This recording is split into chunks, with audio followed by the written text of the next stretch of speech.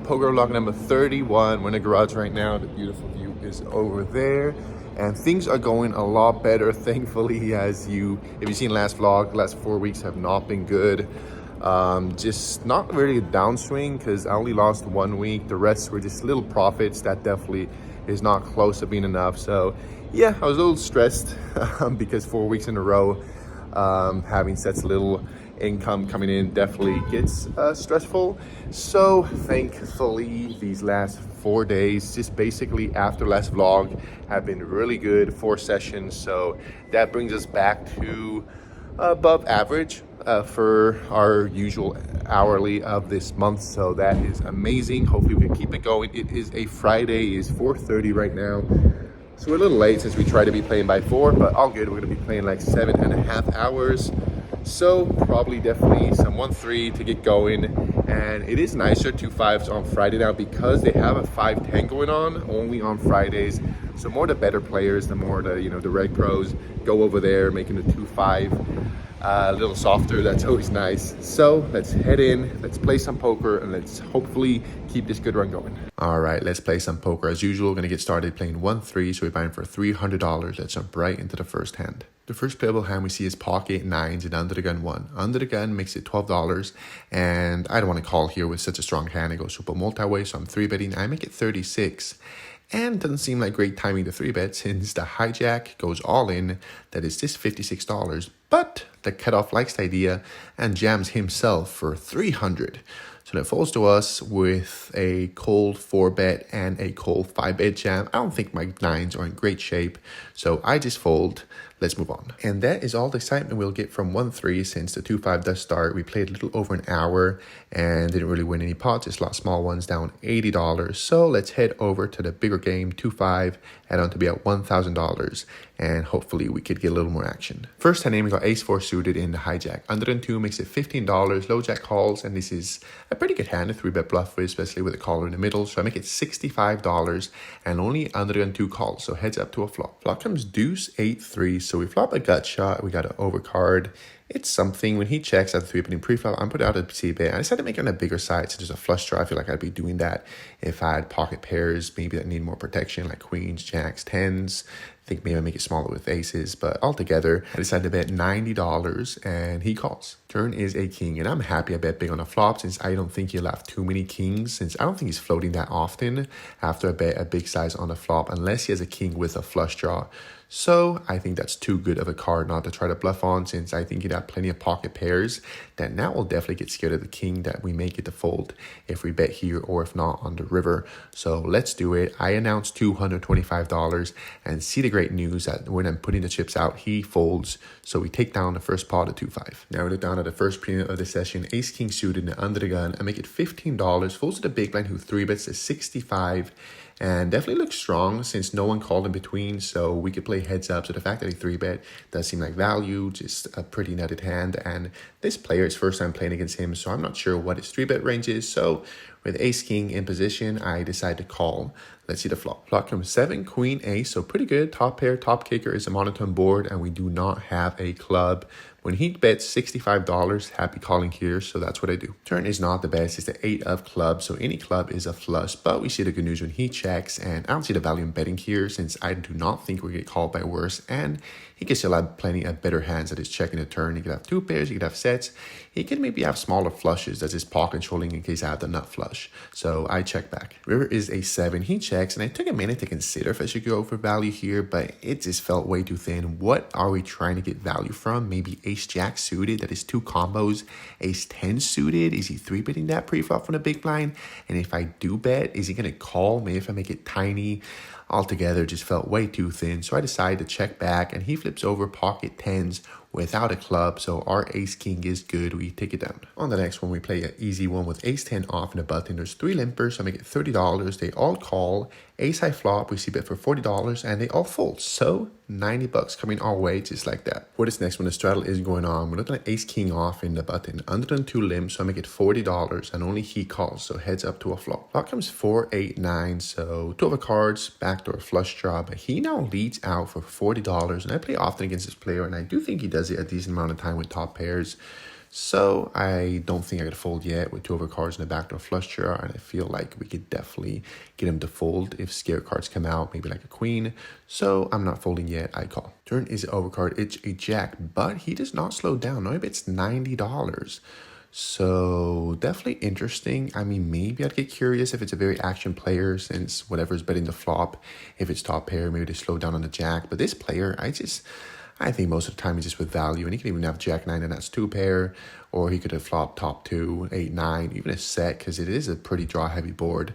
So altogether, I just think this player has a lot more value than bluffs in this spot, and with ace high, I'm not calling here. I fold. Once again, we're not on an ace king off and under the gun. I make it $15 and I get the cutoff and button to call, and now the big blind 3 bets at 55, and it's the same player that 3 bet the previous hand in the big blind with pocket 10. So I know he could 3 bet with hands aren't super nutted.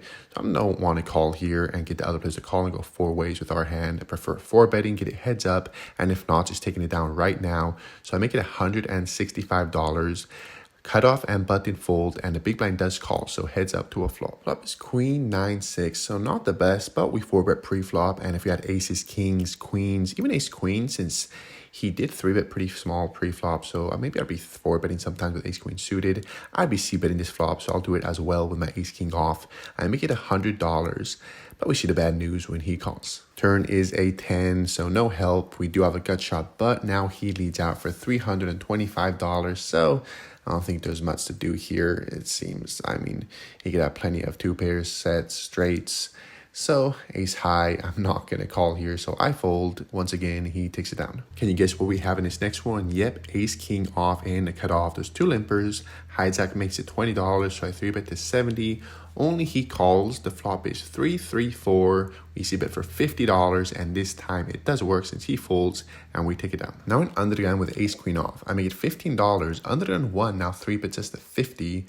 Folds at the big blind who cold calls onto us, and definitely early against early, this 3-bet looks pretty strong, but especially with a call in between, I think maybe folding already is a little too tight, so I call. Let's see a flop. Flop comes queen deuce 10, so pretty good. Top pair, top kicker. Checks the under the gun 1 who c-bets for $75. Big blind folds and not going anywhere with top pair. I call. Turn is another 10. When I check, this time he checks back. River is a 3. I want to bet now since I feel like I'm mostly good here. I mean, maybe he could have kings while blocking aces that got scared when another 10 came on the turn. But I still think that he'll be betting since I think I have more queens or flush draws.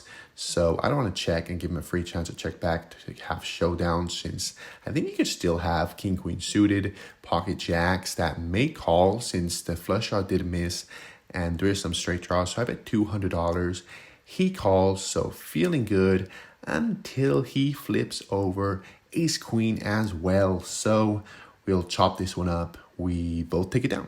Now we're down at a premium pocket kings and a hijack. There's 2 limpers, so I get $25 and I get the cutoff and under the gun 2 to call. So 3 ways to a flop. Flop is not what we're hoping for. Ace high, so when under the gun 2 checks, I check and the cutoff does bet. He makes it $55, folds to us, and I just think he's flatting with a lot of aces, and that's a pretty big size. So I just fold, and he does show us ace jack. So what are you gonna do? He takes it down. In the very next hand, we get an upgrade. Yep, pocket, aces in the low jack. I make it $15 and only the big blind calls, so heads up to a flop. Flop is an overkill, 5 jack ace, so top set, big blind checks, and I'm not usually a fan of slow playing, but the fact is I'm playing against a big blind and I'm blocking top pair, so maybe he could have a jack, but we're not going to get 3 streets of value from that anyways. So in a spot, I think I'm going to get so many folds. I decide to slow play this time and check back. Turn is another jack. He checks. I'm just hoping he's slow playing a jack. And of course, we can't check again. We got to try to get some value out of this pot. So I make it $15 and see the good news when he calls. River is a 4. He checks. And when I play a line that I usually wouldn't do with strong hands, since I'm always betting aces on the flop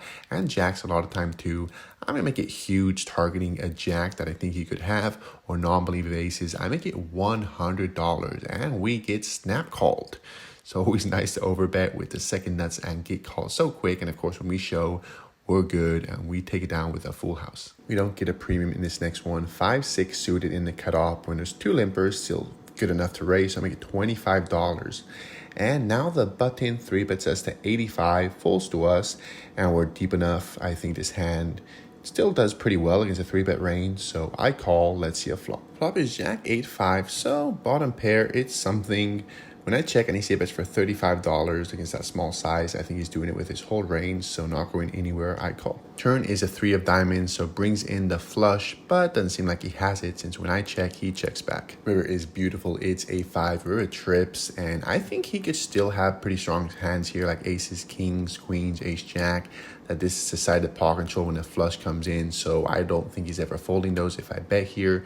So I make it $200, but sadly, he does just fold what was ace king, so we take it down.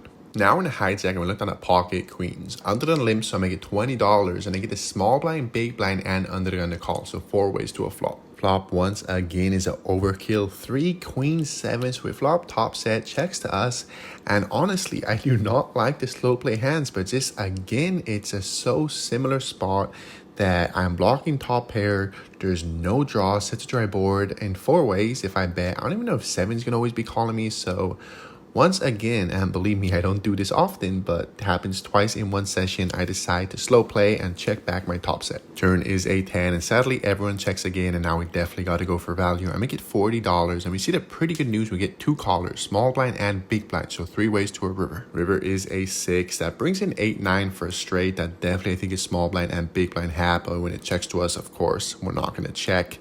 If we get check raise, we'll figure out what to do from there. I make it $80. Small blind folds, big blind thinks for a little bit, and finally does call. So great news.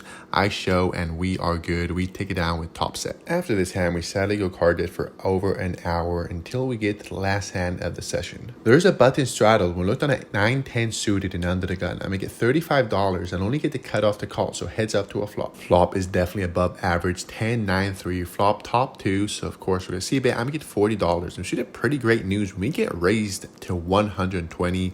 This player, he is very aggressive and plays pretty wide pre-flop, so definitely could have the same hand like us, but I don't think he'll have any other 2 pairs. He's wide, but I don't think he's wide enough to be playing with 10-3 or 9-3, even a suited version. Of course, he could have pocket 3s that will be playing this way, but I've seen him turn his hand into a bluff when he has draws, so he could have straight draws himself. So maybe with that in mind, I should fast play, since I didn't think he'd fold with a straight draw, but in the moment I do decide just to call. As if the flop wasn't good enough, turn is a 10, so we turn the nuts, a full house.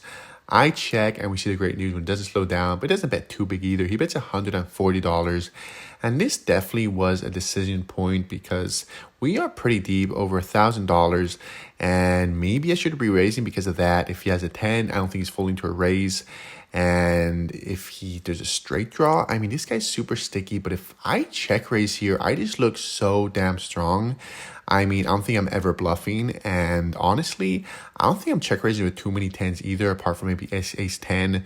So if I check raise here, I did feel like it just looks so strong, just ace 10, my hand, pocket 9s, and on the paired board, he may just start folding if he has a straight draw. So with that in mind, I decide just to call, and I'm just hoping he is aggressive, so maybe if he does have a straight draw, hopefully he'll hit it on a river, and if not, try to bluff, putting us on over pairs. So that is the plan. I just call. River is a deuce. I check, and we see the pretty bad news when he just checks back. So I show, and of course we're good, but definitely was very disappointing when a super aggressive player raises you on the flop and barrels and you have the nuts. I was feeling that we would very likely be able to get a lot of money in. So maybe he just had nothing or some random bluff that he could have, but if he had a 10, this was definitely a disaster, but I doubt it. I don't think he'll be checking back to turn river with a 10, since I'll be calling with plenty of overpairs. So altogether, maybe we could have got more money by check raising the turn. Just felt so damn strong. I just think I'm getting most hands a fold. So altogether, we take down the last pot of the session. So let's rack up, cash out, and see how we did.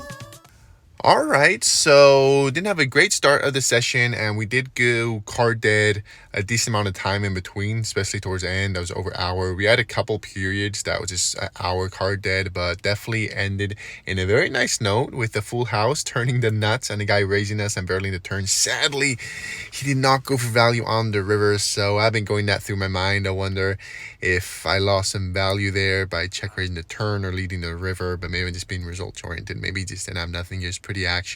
I just really thought if he did have a 10, he'd go for value in the river, and I don't know if anything that's not a 10 would call it check raise. So altogether, we'll never know what he had, but definitely a disaster if he had a 10 and it didn't go thin enough and checked back.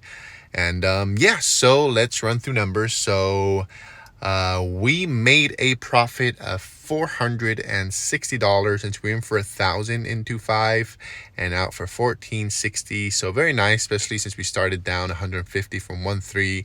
And yeah, great. This week's been going really good, thankfully. And it keeps on going decent. And since I made a little over 50 an hour today, since we played 7.5 hours, so I'll take it. We got tomorrow, and then we'll have our weekend. That for now it's Sunday and Monday, since now we're playing Tuesday to Saturday. So hopefully we can do good tomorrow. But yeah, just great to have a winning session since the last few ones. Well, last week we made $5. But the previous one wasn't the best. So always nice to run good for the vlog. Thank you guys as always for watching. If you could subscribe, leave a comment. Always happy to talk about hands, and like the video, and I'll see you guys next week.